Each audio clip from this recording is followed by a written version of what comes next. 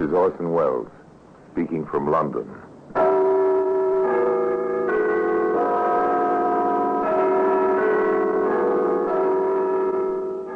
The Black Museum. Here in the grim stone structure on the Thames, which houses Scotland Yard, is a warehouse of homicide, where everyday objects, an ink bottle, a child's raincoat, a sofa pillow, all are touched by murder.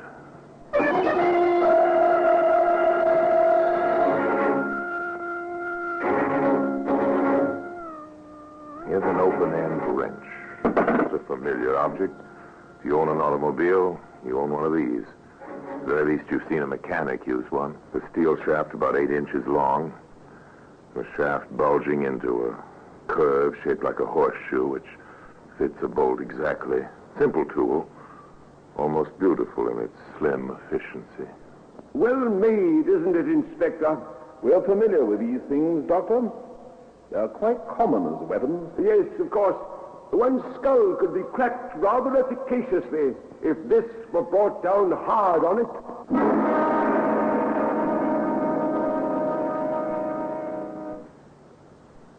And today, this open-end wrench can be seen in the Black Museum.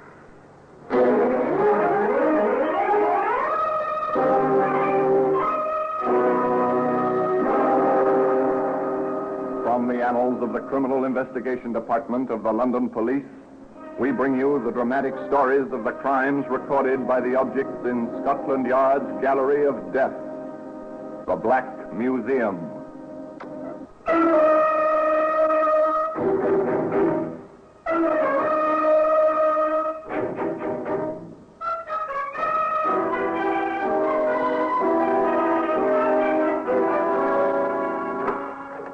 Here we are, the Black Museum.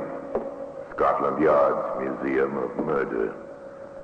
Yes, here lies death. Here in silent rows is the ordered catalogue of the violence wreaked by man on fellow man. Here's an empty cardboard match cover. Perhaps you've tossed one into your own wastebasket this very moment, but not like this. Let's hope. You know, from this one, the sulfur-headed matches were ripped to start a fire.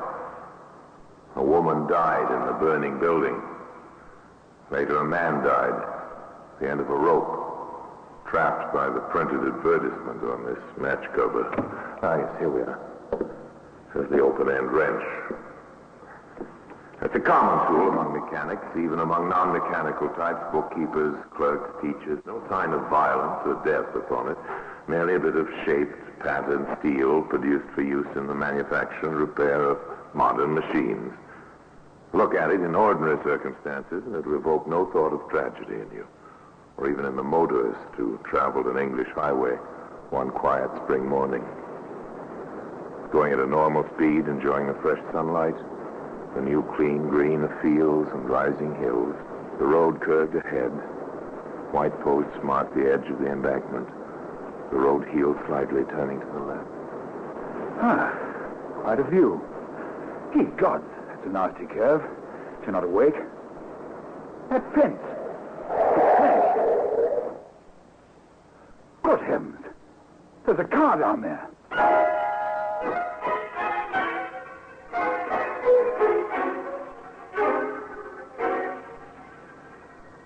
Minutes only until he's back in his own car, speeding toward the nearest town, toward the nearest police station. There.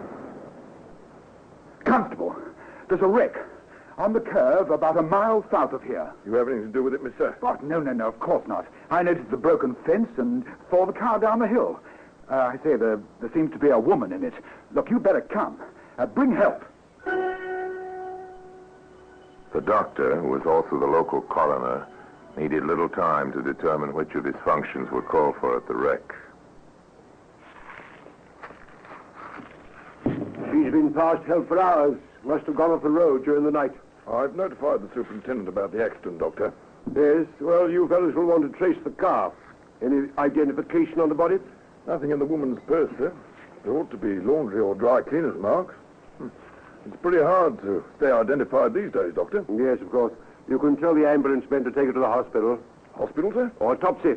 I can't just sign a certificate. Accidental death, you know, Constable. Yes, sir. Very well, sir.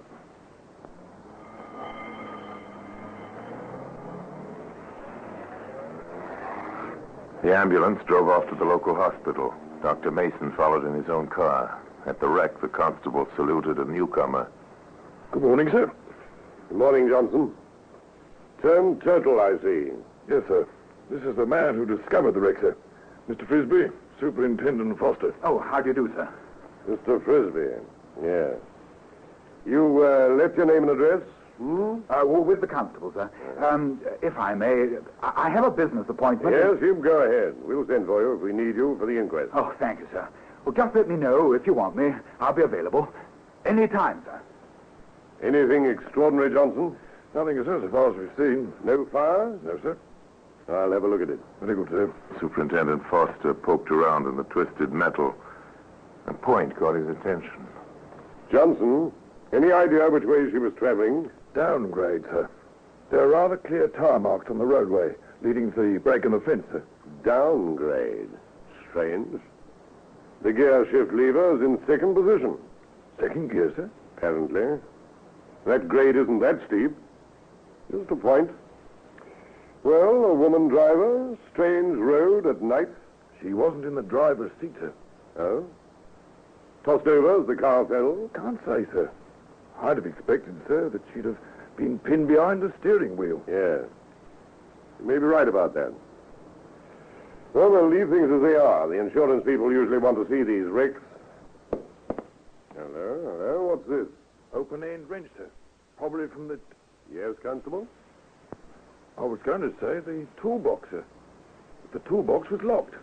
No other tools around. We'll bring it along to the station house. No sense leaving it out here to rust. And usual routine. Trace the registration of the car, locate the owner, or the next of kin, and check if it was the woman's car.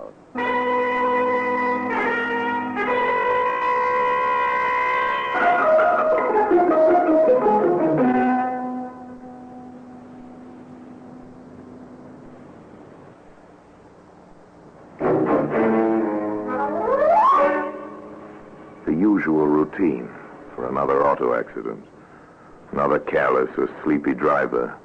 The usual telegrams were sent. The usual telephone calls were made.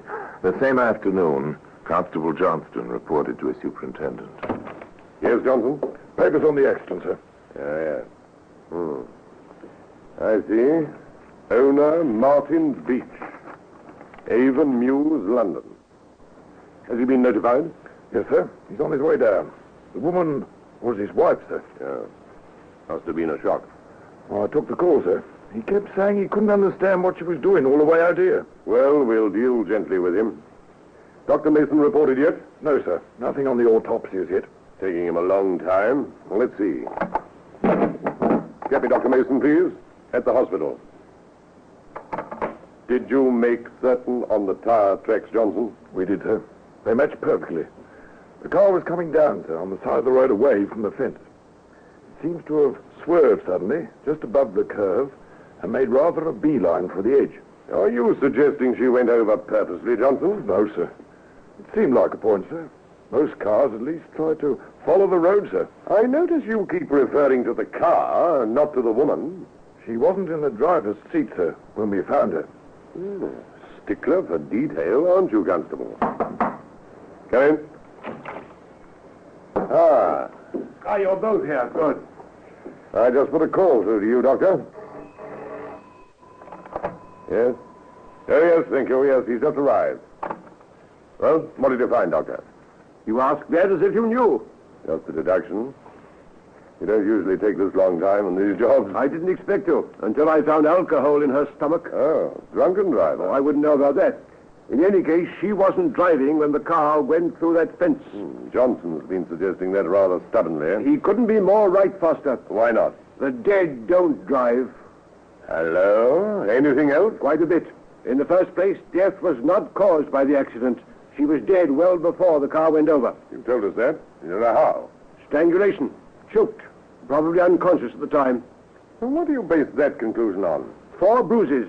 head and neck, I are they? noticed those. I thought the accident... Well, the dead don't drive and they don't bruise, Constable. Those marks were made while she was still alive. I see. Definitely murder, Doctor. Definitely. I'd like to see the body. Come along, Constable. Your instinct... 3 men enter the morgue at the small country hospital. 3 grim faces betray no emotion as they view the woman's body. The doctor says, You'll notice the marks the strangler's thumbs made there. The obvious bruise is here, just below her hairline, on her forehead. the superintendent of police says, I see. Interesting, the shape of that bruise. Almost like a small horseshoe. diffidently, the constable clears his throat, an inquiring glance from his superintendent. The young officer says, We might try for actual size, sir. That kind of mark could have been made by that open-end wrench.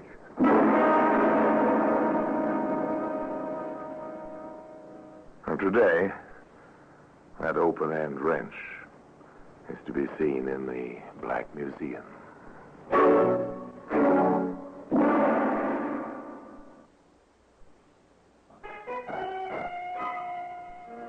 The doctor placed the bulged end of the tool against the woman's forehead. The 3 men stood there silently a moment. The constable spoke. No question about it, is there, sir? Not as far as I can see. Johnson, when this Beach fellow arrives, say nothing about any of this. And I shall want a trunk call placed immediately. I want to speak with Inspector Hall at Scotland Yard. The ponderous, inevitable juggernaut that is police work began to move, gained momentum. A fast car brought Inspector Hall and Sergeant Williams from the yard before train connections permitted the arrival of Martin Beach. The inspector listened intently as Superintendent Foster outlined the details. Then, quietly, no fuss, no newspaper headlines. Detectives were dispatched to run a check. Shortly thereafter, a grief-stricken husband arrived at the station house in the company of Dr. Mason. There's no question about my identification, Superintendent. Dr. Mason will bear me out. I knew her the moment that is... Doctor. Yes, it's Mrs. Beach. I can't understand it. I simply can't. She was a good driver, better than I. How did it happen that she was out alone? We lived a quiet life. Avon Mills is in a suburb of London, really. She'd often take the car for a drive. I'd go to sleep. I had to get up early. My business is in the city. She said she wanted some fresh air last night. I didn't miss her until I woke this morning. I can't understand it. Why should you be so far? A simple story, quite commonplace, quite honest. One question seemed to puzzle the husband more than it disturbed him. Liquor? Whiskey, you mean? No, an occasional drink at a friend's place, that was all. Why? Are you suggesting Louise was a drunken driver? No, they were suggesting nothing, merely asking a routine question. Yes, they would release the body shortly. We have no relations, no one. We had only each other. I shall have to notify our friends. Yes, the police agreed sympathetically, and Superintendent Foster and Dr. Mason escorted him to his London train. Meanwhile, on the Middlebury Road...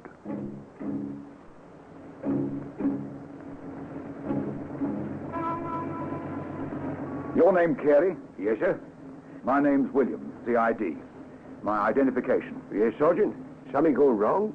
You heard of the accident down the hill? Yes, of course. How late do you keep this petrol station open? 12, 1 o'clock, depends on the traffic. And last night? I closed up about 1. Locked the tanks and then Any customers around that time? Well, there was a dark sedan, man and woman. You got a good look at the woman? He was driving, bought 5 gallons. She was asleep in the front seat. Any sign of whiskey? Well, he had a breath on him, Sergeant. Seemed in a hurry, too. Edgy. Now, look, this photo mean anything to you? Yes, it looks a little... It's hard to tell at night that the light's bad. Is she sleeping there in the picture? No. She's dead. They call it backtracking. They try to trace the car along the road it traveled. The gas stations first. In this case, where whiskey was present, the taverns and the inns were checked as well. You're the landlord here? Yes, sir. My wife said you're the police. Yes. We're trying to trace a man and a woman. This picture mean anything to you? Yes, sir. She was here last night, till closing time. Had a bit too much, I'm afraid, sir. No. Was she alone? No, sir. No, with a shortish fella. Dark, quiet, in a nervous sort of way. I remember, because, he wanted to buy a bottle, but I'd none to spare. And I rather thought what with driving and all, they'd already had enough.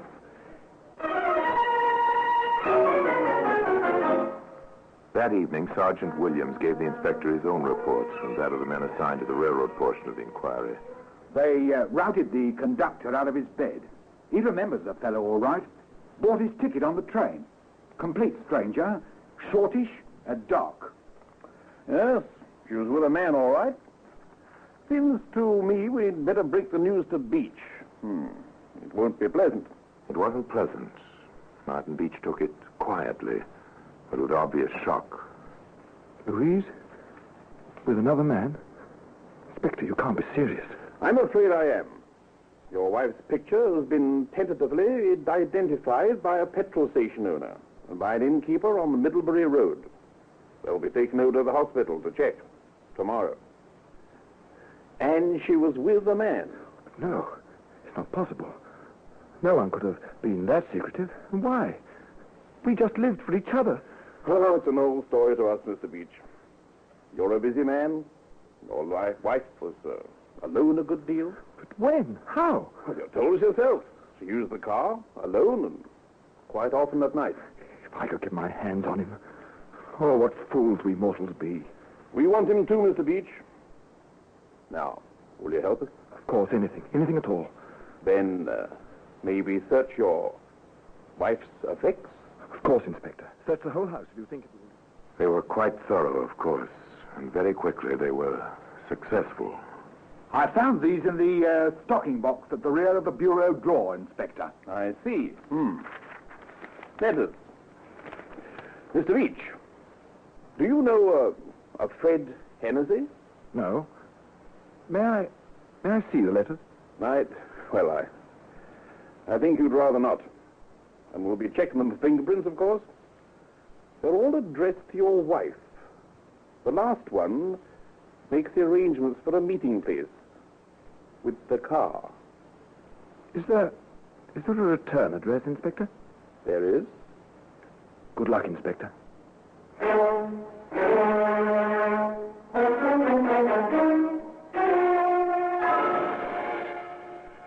The inspector and Sergeant Williams had luck. However, it was not exactly good luck. Fred Hennessy? No, there's no Hennessy living here. Well, now, perhaps he used another name. A shortish, dark fellow, with a flair for letter writing. No, haven't heard any shortish men staying here in months. Well, this is 346 Greenville Street, isn't it? Well, there's nowhere else, Inspector. And what's more, I don't have any letter writers here. Every one of my men roomers, except one, works at the car factory. They're a tough crowd, Inspector, but they're nice enough to me. I take good care of them, I do. And the one who doesn't build automobiles? Oh, he's a constable, he is. Now, what would you want to see him for? A good question, and a big disappointment. Still, the machinery ground on. The reports came in to the small bare office at the yard. Here we are. Fingerprint reports, Inspector. Now, the prints on the letters match those they found on the gear shift lever in the wrecked car. The ridge patterns conform to the smudges on the rinse too, sir. The conclusion is obvious.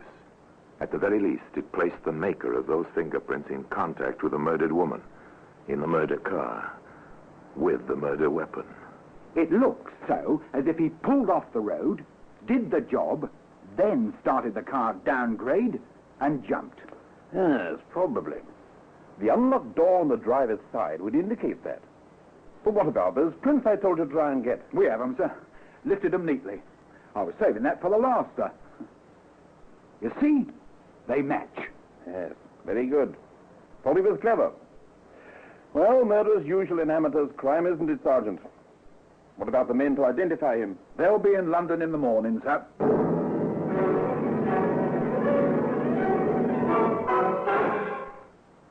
To Sergeant Williams, the case seemed complete. The inspector was still somewhat cautious. It will stick, sir, in any court. I'll feel better if we have the motive, Sergeant. I'd like a complete case. Identifications have been upset before, and even fingerprints. Given a good motive, we'll hang the gentleman. In fact, we may be able to say he hung himself with his own cleverness. Inspector Hall here. I see. Very good, Davis. No, just keep your eye on the place. Williams and I'll be along directly. Get your head, Sergeant. Very good, sir. Our quarry's gone calling on a lady, and so are we. The police car sped silently through the London streets, out to a pleasant suburb. It drew up to the curb near a small house detached from its neighbors, surrounded by a hedge and trees. A man stepped out of the shadow, spoke softly to the inspector. He remained at the car as the inspector and the sergeant walked to the front door of the house and rang the bell. Yes? Miss Jeffrey? Miss Dorothy Jeffrey? That's right. My name is Hall, CID. My identification. May we come in? Why, yes. Why not? Thank you. What can I do for you? Well, as a matter of fact, Miss Jeffrey, we stopped by to see your caller, Mr. Martin Beach, I believe? Inspector. Well, this is a pleasure to see you all the way out here. Is it Mr. Beach? Of course. You know why we're here, don't you? I assume you saw me come by. Wait a minute. What's going on here? Don't you know, Miss Jeffrey? I know CID inspectors just don't drop in or come by. Martin, have you been up to something? Stay out of this, Dorothy. I'll not stay out of it. If we're to be married, I've a right to know. We've dropped by to tell Mr. Beach about his wife. Wife? You never mentioned a wife, Martin. You're not arresting me, Inspector. I was home and asleep when she was killed. The innkeeper says not Beach. So does the petrol station owner. So does the conductor of the train you took back to London from Middlebury. I said you're not taking me in. You're not! You're not! Inspector, there are French doors into the garden. Your house is well covered front and back, Miss Jeffrey. He won't get far.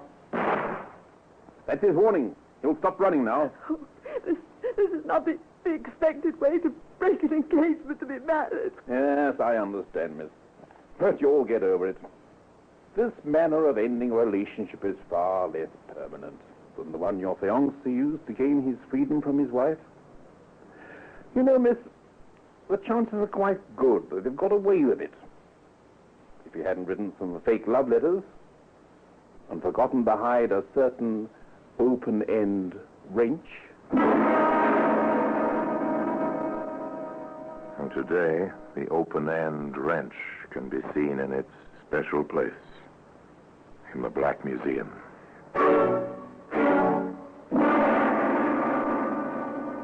Orson Welles will be back with you in just a moment. It's an old dodge, of course. May have worked many times. Commit a murder, wreck an automobile to cover its traces. It might have worked this time if Martin Beach had known that dead bodies do not bruise. If he'd been really clever and had succeeded in burning the car and the body. If. But he was not really clever. His cleverness failed him. Failed him at 8 o'clock one morning in Dartmoor prison. As for Dorothy Jeffrey, she disappeared when she had come into the great anonymity which is London. And so until next time, till we meet in the same place for another story about the Black Museum, I remain as always, obediently yours.